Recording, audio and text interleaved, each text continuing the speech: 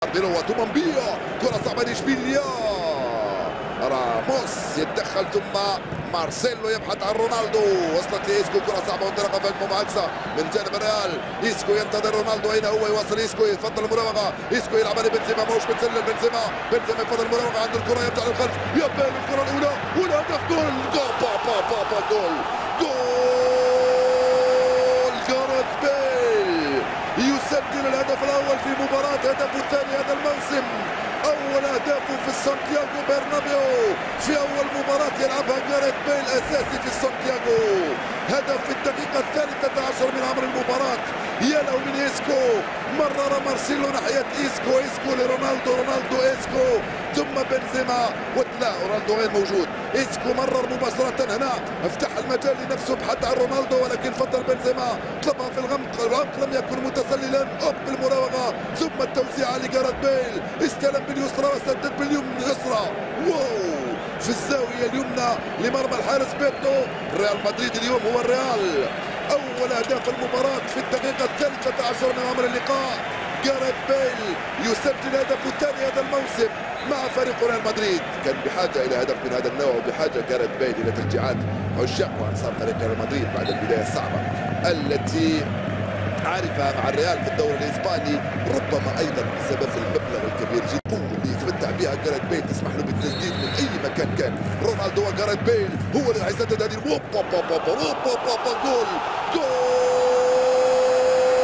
ثنائية يا جاريث بيل، ما لم يفعله في 10 أسابيع يريد أن يفعله اليوم جاريث بيل في الدقيقة 27. الكرة تضرب في أحد المدافعين ويأتي الهدف الثاني لصالح فريق ريال مدريد.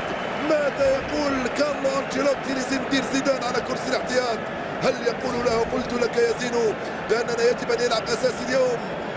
وزندي زيدان اعتقد بانه يوافقه الراي، لانه جاريث بيل كانت في حاجه الى ثقه في النفس اكثر من شيء اخر. شوف الكره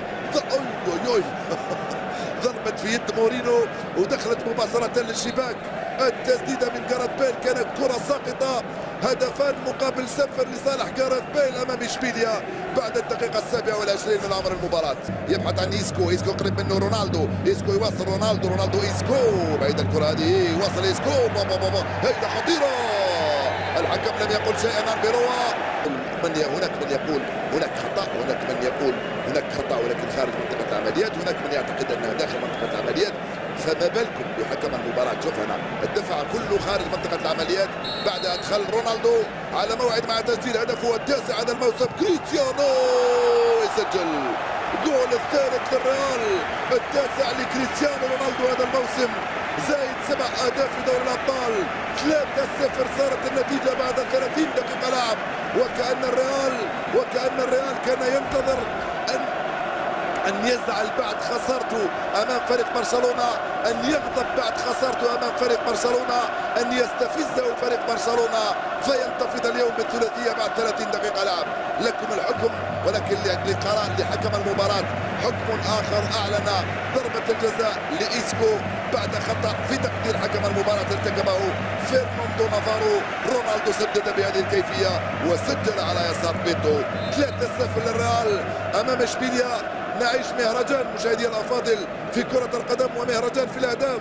3-0 بعد واحدة مع راكيتيتش. لاعبو فريق اشبيليا كلهم يبحثون عن راكيتيتش، كرة ممتازة من هناك ناحية سامبيرو على الجهة اليمنى، يلحقها سامبيرو، كرة صعبة لصالح فريق اشبيليا وراموس. الحكم ماذا قال؟ لا شيء، يقول ضربة جزاء بعدما اشار له الحكم المساعد من هناك. الحكم المساعد خطأ، قلت بانه ليس هنا، ولكن بعد هذه فيغويراس انطلق وتوغل داخل منطقة العمليات. راموس هل أخطأ أم لا؟ يطالب مارسيلو بلمسة يد. لا هناك فيه دفع بالكتف، ولكن ليس هناك أي عرقلة. خلينا نقول ليس هناك أي عرقلة، ولو أنه المخرج يبدو أنه مناصر مدريدي ويقول لنا بأنه فيه لمسة يد. لا أبدا. شوف حتى بالتصوير البطيء صعب عليك أن تقرر. يلا خلينا نحط للجمهور راكيتيتش في تنفيذ هذه رمية الجزاء وهدفه السادس يسجل. جول لراكيتيتش وجول لاشبيليا، الهدف السادس للكرواتي راكيتيتش. 4 أهداف شاهدناها لحد الآن مشاهدي الأفاضل في ظرف 38 دقيقة منذ انطلاقة المباراة. 3-1 صارت النتيجة للريال أمام إشبيليا. هنا لمسة يد. شوف هنا لأنه اللقطة التي حدثت لا يمكن أن يشاهدها الحكم الرئيسي وإنما الحكم المساعد هو الذي يشاهدها. طبعا اليد اليمنى لم نشاهدها في الصورة من هذه الزاوية، ولكن اليد اليمنى يكون شاهدها الحكم المساعد من الجهة اللي كان يشوف تغطية للتماس. في وقت وإن كنت أقول بأن الريال صعب عليه أن يواصل بنفس الرتم وبنفس السرعة. راح في طولو، دواخل في طولو، كرة صعبة لإشبيليا في طولو، جول جول عجيبة المباراة فعلها باكا وسجل الهدف الثاني لإشبيليا. الهدف الثاني لإشبيليا. هذه هي الكرة فعالية والكرة أهداف، ليست فقط رتم ولا فقط سرعة ولا فقط قوة ولا فقط 3 أهداف. الكرة هي هكذا خداع. إشبيليا يعود من بعيد ويسجل الثاني وتصبح النتيجة في رمسة عين 3-2 في غفلة من دفاع الريال وفي غفلة من فريق الريال. إشبيليا من أين لك كل هذا؟ يعود ويسجل هدفين في ظرف دقيقتين بعد ما كان منهزم ب3-0. جدا بين الثلاثي كاد يكون الهدف التعادل والهدف الثالث. رونالدو انطلق بسرعة، رونالدو يلعبها لجاريث بيل من هناك، كرة صعبة لصالح الريال. جاريث بيل جول جول بنزيما في الشباك الصغير حطها بكل سهولة، مسجلا هدفه الثالث فقط هذا الموسم. أقول فقط لأنه قلب هجوم في ظرف 11 مباراة يسجل 3 أهداف، عدد قليل. بنزيما يذهب لزين الدين زيدان لأنه شجعه كثيرا، أولا لأنه مواطنه ابن بلده، وثانيا لأنه أنا متأكد بأنه لم يبخل عليه بتشجيعاته. راح مباشرة لكان زين الدين زيدان مسجلا هدفه الثالث هذا الموسم. كريم بنزيما تقريبا ينقذ الريال. انطلاقه من رونالدو لجاريث بيل من هناك على الجهه اليمنى، التوزيعه. بنزيما بذكاء كبير في المساحات الصغيره يفعل العجب. كريم بنزيما هنا شوف اختار الزاويه في المكان اللي فارق، الزاويه في الشباك الصغيره كما تسمى. الهدف الرابع لريال مدريد.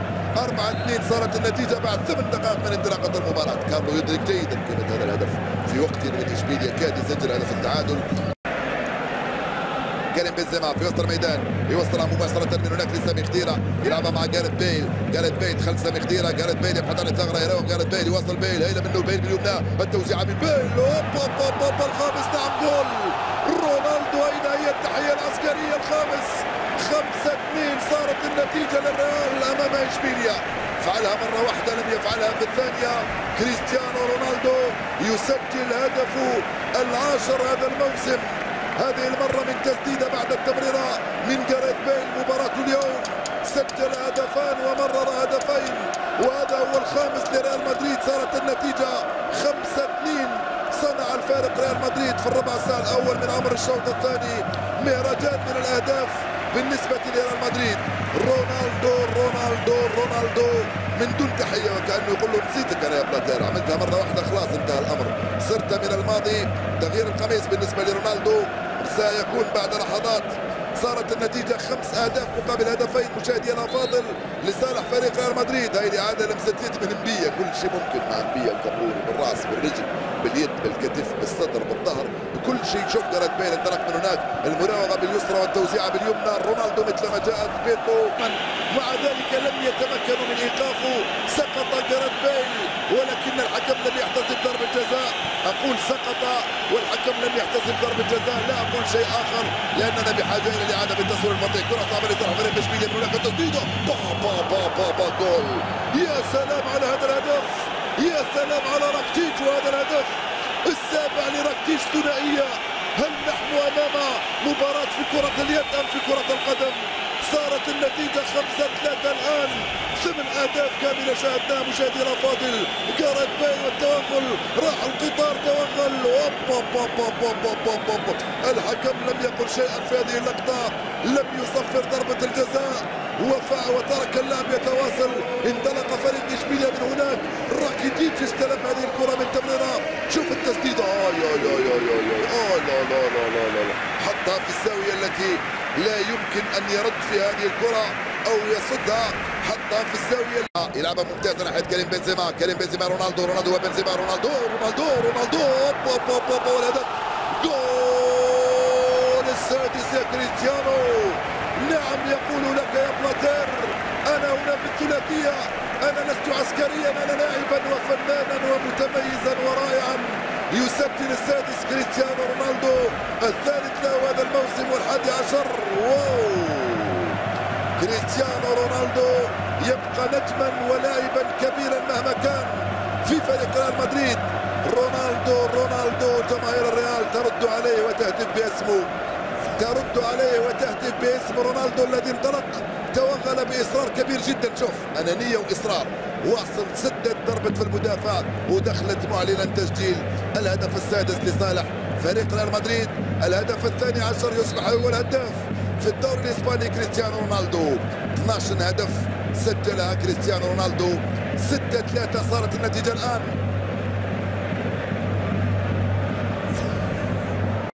لصالح عناصر الريال لوكا مودريتش يغير تماما لمارسيلو، كرة صعبة للريال، مارسيلو في وضعية سانحة، مارسيلو سابع، السابع الهدف من كريم بنزيما. تسجل ثنائية يا جاريث بيل، أنا كذلك أسجل ثنائية، تسجل ثلاثية يا رونالدو. يبحث الآن جاريث بيل وبنزيما عن الثلاثية في هذه المباراة. كريم بنزيما يسجل هدفه الخامس هذا الموسم، الرابع عفوا هذا الموسم بفضل هذه الثنائية. 4 أهداف في الدوري وهدفان في دوري الأبطال.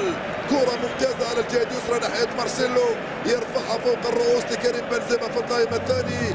كان خلفه كريستيانو رونالدو، اضربها بالراس في الزاوية اليمنى من مرمى الحارس بيتو.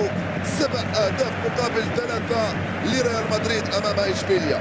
أوكي، عندما تسجل 7 فهذا يعني بأنك عندك قوة هجومية كبيرة جدا، ولكن أيضا عندما تتلقى 3 أهداف في سانتياغو برنابيو واسمك ريال مدريد أيضا مثير للتساؤلات. أمر مثل هذا بالنسبة لريال مدريد.